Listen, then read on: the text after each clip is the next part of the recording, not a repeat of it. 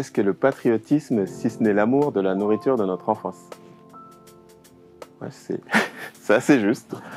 Je dirais qu'on garde tous en mémoire et pour toute sa vie les souvenirs des plats préparés par notre maman, notre papa, une grand-mère ou autre. Et c'est vrai que moi j'ai tendance à dire que ce soit le mafé ou le tchéboudjen de ma mère, que c'est le meilleur. Et il n'y a pas de discussion possible là-dessus. Et je pense que c'est aussi une forme de patriotisme. Et après, quand on parle de nourriture, on parle bien sûr de plats que l'on consomme, mais on peut aussi parler de nourriture intellectuelle ou d'autres souvenirs qui viennent nourrir notre personne. Et je pense que c'est toutes ces choses-là derrière qui composent qui on est et quelque part une sorte de patriotisme. Donc je suis assez d'accord.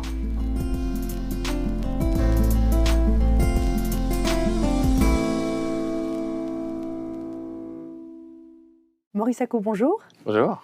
Vous êtes le 6e enfant d'une famille de 9, d'origine malienne. Vous avez grandi à Champigny-sur-Marne. Votre père était maçon, votre mère femme de ménage et cuisinière.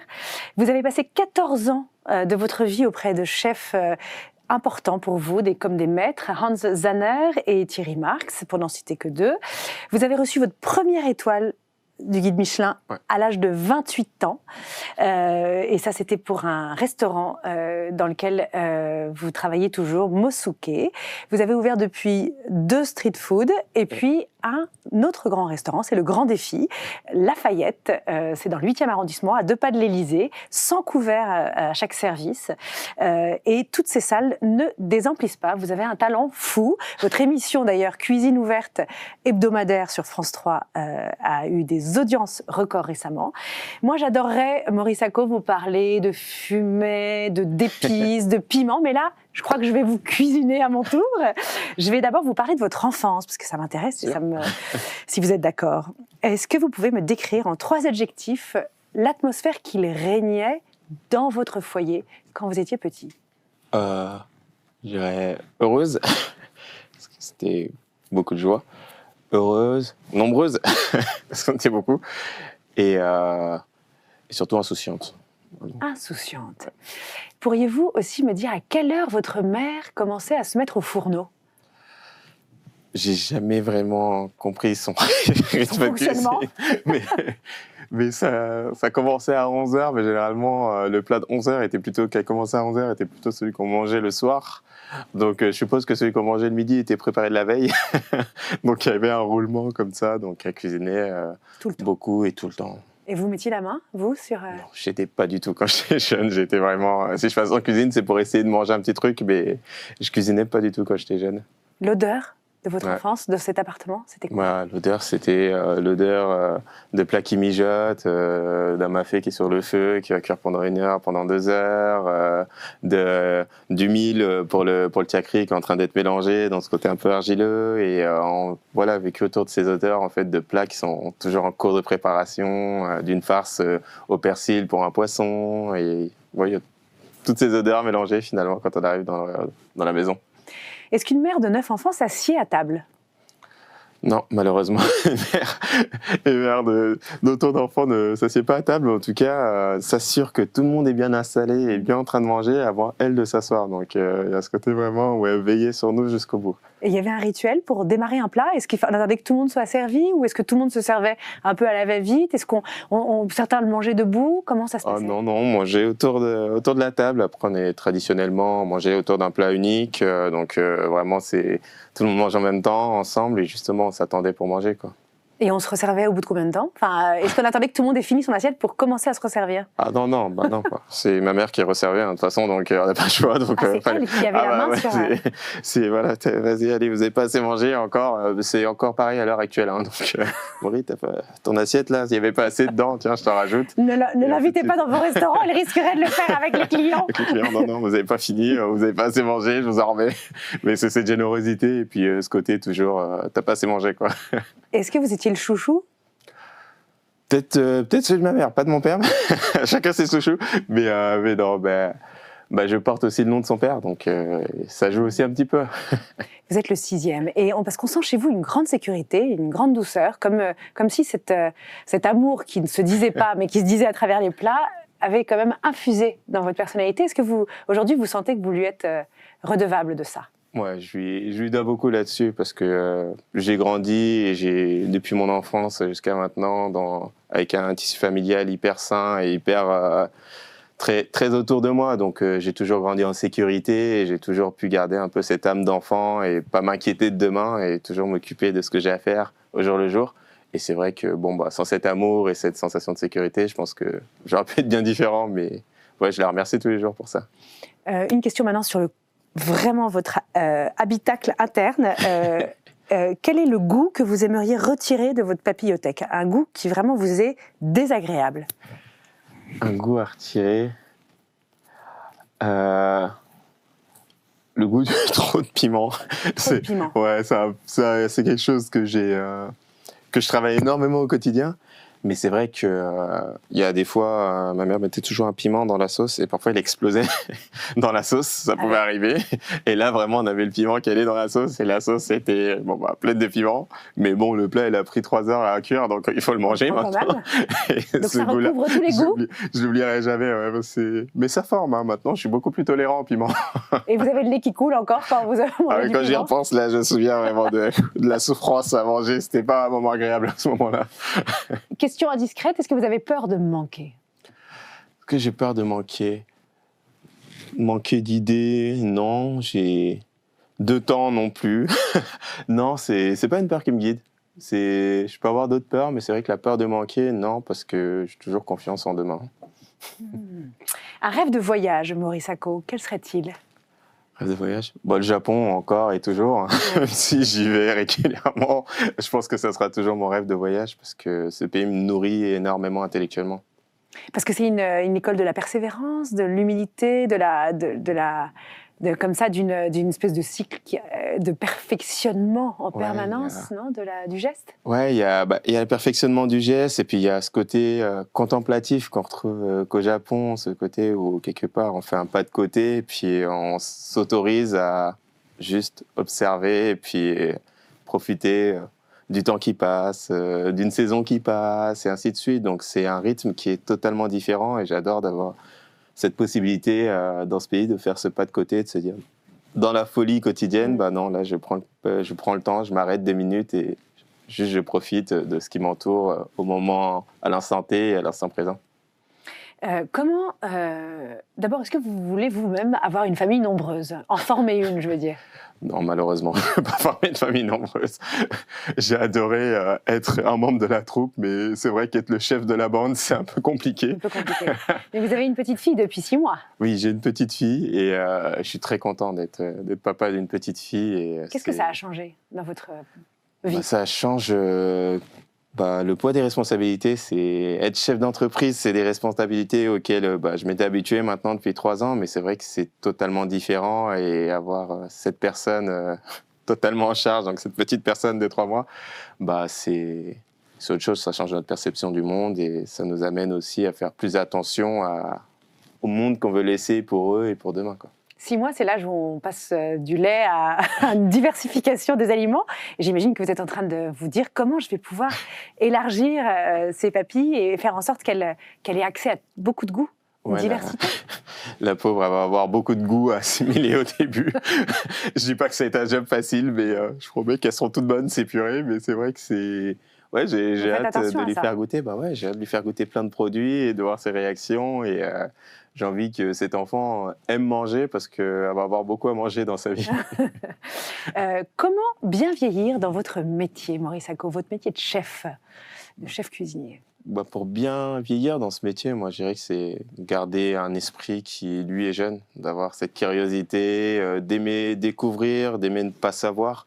Et je pense qu'en tant que cuisinier, on grandit en se nourrissant des autres. Donc il faut être curieux de l'autre, il faut aller chercher l'information, il faut accepter de discuter, il faut accepter l'échange. Et si on se ferme et qu'on croit avoir tout vu, tout compris, je pense qu'on ne dure pas très longtemps.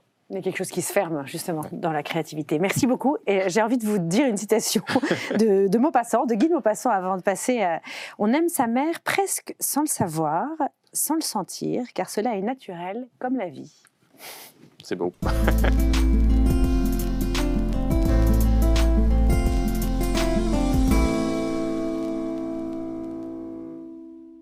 Maurice Ako, vous avez été lecteur de manga. Je suis toujours. Vous l'êtes toujours. Ouais. Et d'où vous vient cette attirance pour le monde asiatique? Bah, par le manga, mais c'était de manière totalement involontaire, hein. Quand on était jeune, on était assez turbulent à la maison, donc des fois ma mère, pour avoir la paix, elle nous mettait devant la télé.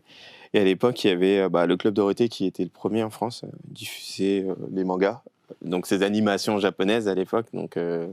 C'est vrai que moi, avec mes deux frères, celui qui est juste au-dessus, celui qui est juste en dessous, je suis le seul à avoir vraiment accroché là-dessus.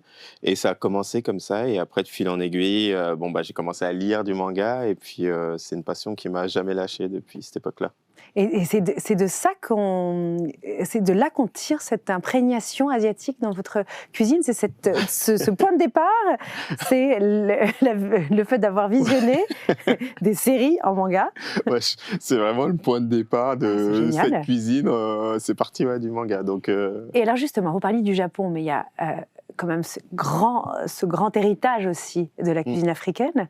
Est-ce que vous diriez qu'à travers votre cuisine, vous essayez de réconcilier ce qui semble apparemment très, très, très éloigné? À travers cette cuisine, en tout cas, on essaye de les faire échanger. Moi, j'aime beaucoup parler de conversation dans ma cuisine parce qu'on n'est pas forcément sur un esprit de mélange, absolument. On est vraiment sur une idée de cohabitation, enfin de compagnonnage. Comment on les fait échanger, comment on arrive à magnifier la gastronomie japonaise avec des produits africains, comment on arrive à magnifier une gastronomie du continent africain, mais avec des produits japonais. Bien sûr, la France est toujours au centre du propos aussi, mais c'est toujours cette idée-là et se dire comment, sur ces contrastes forts, on peut faire ressortir l'un ou l'autre ou justement surélever les deux. Donc, des fois, on va appuyer sur des différences entre justement la puissance gustative d'un plat qu'on peut trouver en Afrique de l'Ouest et justement la finesse qu'on peut imaginer au Japon. Et des fois, on va s'amuser à inverser les balances. La puissance va venir du Japon et la finesse, justement, va venir du continent africain. Et ça permet aussi de changer aussi une vision qu'on peut avoir sur l'une ou l'autre cuisine. Et vous aviez l'air de dire aussi qu'il y avait un rapport au temps, que certains goûts étaient prolongés par une sauce miso, par exemple, ou quelque chose de japonais qui intervenait et ça prolongeait des goûts.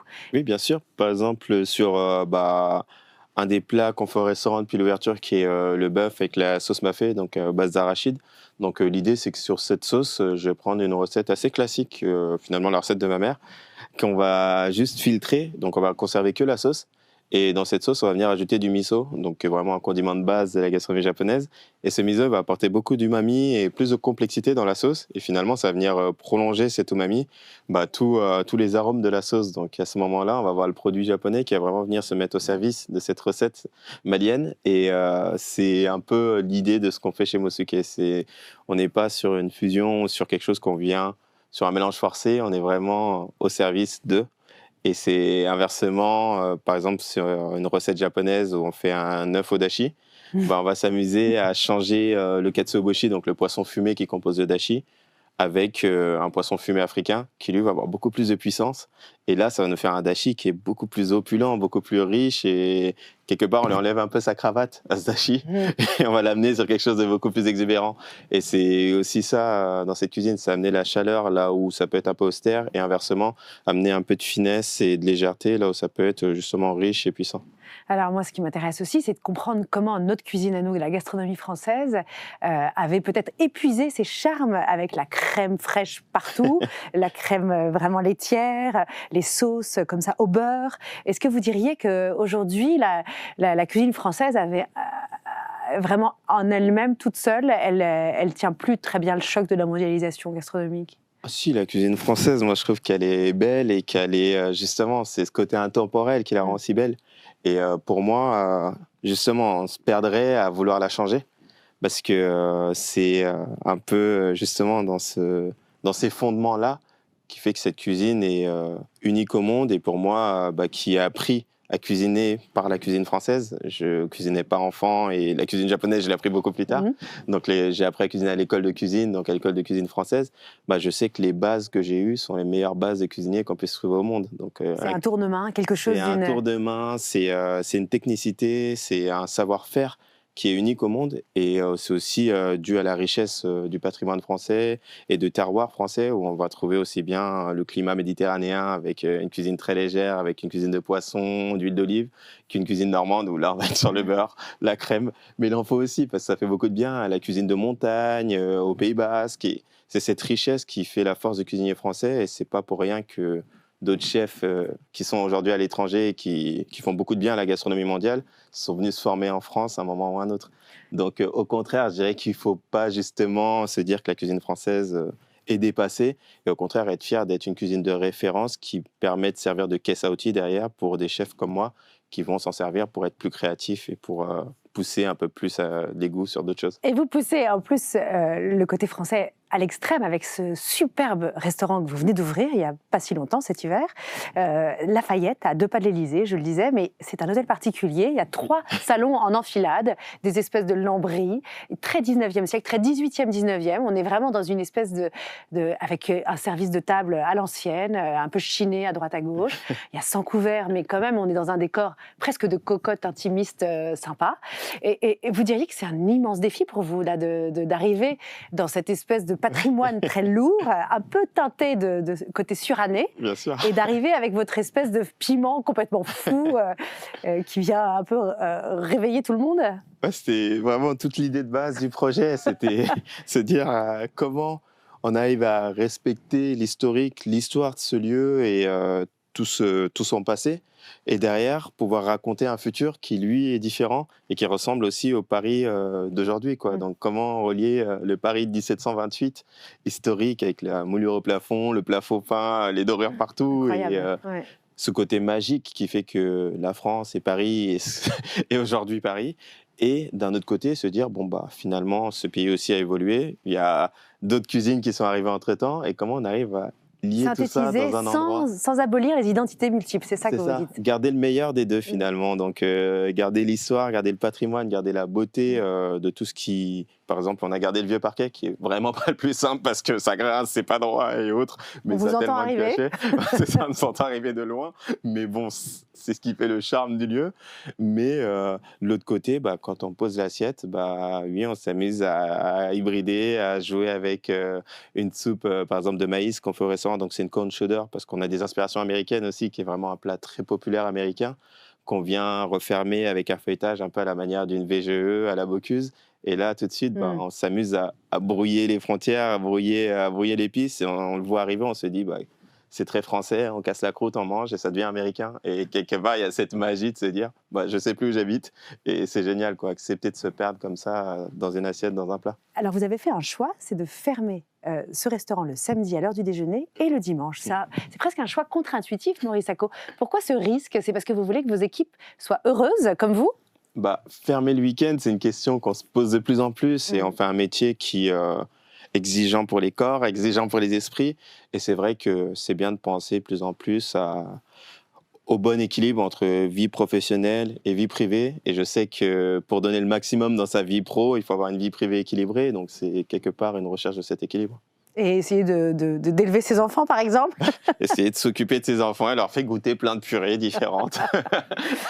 Parce que ce qui est drôle, c'est qu'on a eu à votre place un grand chef aussi, qui m'a dit que lui, il avait toujours été très vigilant aux horaires et que pour élever ses enfants, justement, entre plusieurs services, c'est vrai qu'on a peu de temps pour revenir à la maison. On est tout le temps en train de préparer celui d'après, un peu comme votre mère, qui était, elle, chez elle. Mais est-ce que vous diriez qu'aujourd'hui, il y a quand même une exigence qui permet aussi de régénérer votre talent? Parce que comment inventer une carte tous les 6 mois différente si on n'a pas des espaces de retrouvailles avec soi-même? C'est ça, c'est tout le challenge, c'est accepter d'être pris la majeure partie du temps, mais de pouvoir se créer des bulles, se créer des moments où on se régénère, des moments où on arrive à aérer l'esprit, parce que je pense que créer sous la contrainte, on crée rarement des belles choses.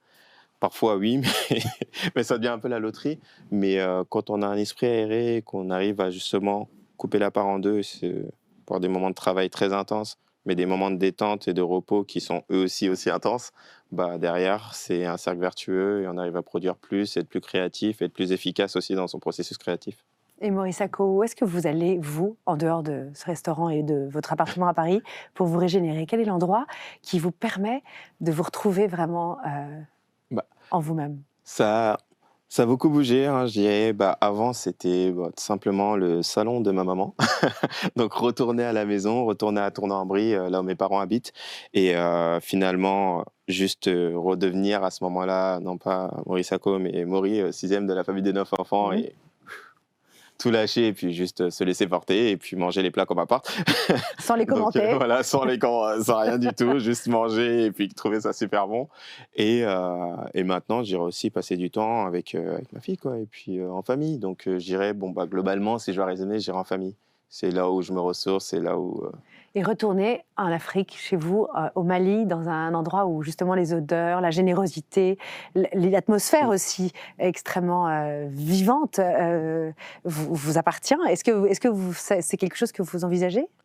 Vous en avez besoin? Moi, je sais pas, forcément, j'en ai pas besoin parce que je dirais que moi, j'avais tendance à aller en Afrique de l'Ouest avec mes parents une fois tous les 2 ans. Donc, c'est un rythme, j'aime y être parce que j'aime le rapport au temps qu'on y a, j'aime la légèreté de vivre. Mhm. Vivre est plus facile là-bas, on a moins de contraintes horaires, on est moins pressé, on a moins aussi comment dire, on a la famille qui est là et on sent que tout est plus simple. Donc, Comment ça?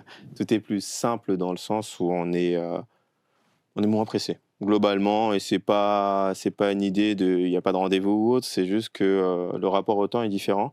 On Et prend le temps on d'être prend le au temps, on présent. prend le temps d'être là, on prend le temps d'aller manger, on prend le temps de boire le thé. Il y a tout un rapport qui est au temps qui est différent. Bon, après, quand j'y vais, je suis en vacances, donc je suis moins pressé aussi naturellement. Mais c'est vrai que le rapport au temps est différent. Et donc, ça me permet de me ressourcer. Après, besoin, non, j'ai plus besoin d'aller en Seine-et-Marne que d'aller à Bamako, quoi, à choisir. Mais cette idée de contemplation que vous avez trouvée au Japon et que vous trouvez peut-être Ouais, aussi dans quelque ces part moments-là, aussi, ouais. en fait, ça fait de vous quelqu'un qui est beaucoup dans sa rêverie, non? Mm. Comment vous êtes dans une cuisine? Vous êtes nerveux? Vous êtes Ah non, dans cette cuisine, je suis très calme et j'impose le calme parce que j'estime que justement, si on vient dans ma cuisine et qu'on passe la journée, on n'entend personne crier, on voit personne courir. Je veux des gens dont la tête travaille, mais le corps travaille tranquillement. Et j'aime cette idée de tranquillité en cuisine parce que quand on est concentré, le geste qu'on fait 3 fois quand on est stressé, parce qu'on fait tout tomber et qu'on est stressé, on le fait qu'une fois. Donc finalement, on gagne du temps, être plus concentré, être plus calme qu'en étant hyper électrique. Donc moi, j'aime ce calme et je trouve que être calme et être posé nous fait gagner beaucoup de temps parce qu'on travaille plus avec sa tête et on travaille moins avec son corps et donc on se fatigue moins à la fin de la journée, quoi. Vous croyez en Dieu, Maurice Sacco? Je crois en Dieu, oui. Et est-ce que pour vous, exécuter bien un service, un repas, Mm. est-ce que c'est une forme de prière? Est-ce que vous le vivez comme une forme quand même de rituel qui vous emmène vers plus grand, plus profond, plus... Non, faire à manger, pour moi, ça reste quand même faire à manger. C'est de l'action. Non, c'est plus du challenge. C'est plus, pour moi, c'est plus comme une performance artistique. Mm. Faire un restaurant, c'est quoi? Je décide du décor. Ensuite, faire mon menu, je décide de la mise en scène. Et à la fin, le repas, je suis acteur. Et à ce moment-là, je joue ma scène. Donc, c'est plus une performance pour moi que quelque chose de mystique. C'est vraiment, j'aime cette performance et j'aime reproduire et monter sur scène 2 fois par jour, tous les jours. Mais je veux dire, on ne peut pas être, quand on a la foi comme vous, est-ce qu'on peut être un grand cuisinier sans admirer la diversité de la création, des produits qui vous arrivent, même le contact que vous avez avec les producteurs, que vous avez développé, même avec cette... Ça demande une certaine sensibilité, bien sûr, mais cette sensibilité, ce respect, pour moi, il est humain. C'est de l'humain, donc le respect pour le producteur. Quand on a un oignon, des fois, on voit 99% des gens voient un oignon, mais la réalité, c'est que quand on voit un oignon, c'est un agriculteur qui a semé cet oignon, qui s'en est occupé, qui l'a arrosé, qui l'a récolté, qui nous l'a envoyé. Donc, quand il arrive dans mes mains, il a déjà eu toute une vie, cet oignon. Donc, la moindre des choses en tant que cuisinier, c'est de le magnifier, mais le respecter le plus possible. Et ce respect, il est envers le producteur, et de l'autre côté, il est envers mon client. parce que mon client, il prend le temps de venir chez moi, de s'installer. L'oignon qui ne ressemble plus à un C'est oignon ça. du tout. De passer du temps, de manger cet oignon et à la fin de payer sa note. Donc la moindre des choses que je peux le faire autant que cuisinier, autant que commerçant aussi, c'est de le respecter en le servant le meilleur produit possible, préparé de la meilleure manière possible. Vous nous donnez tellement envie de venir, mais malheureusement, vous êtes complet jusqu'au mois d'avril. Oui. Merci Maurice Sacco Merci. d'avoir accepté notre Merci. invitation. Et alors, bonne route. Merci à vous.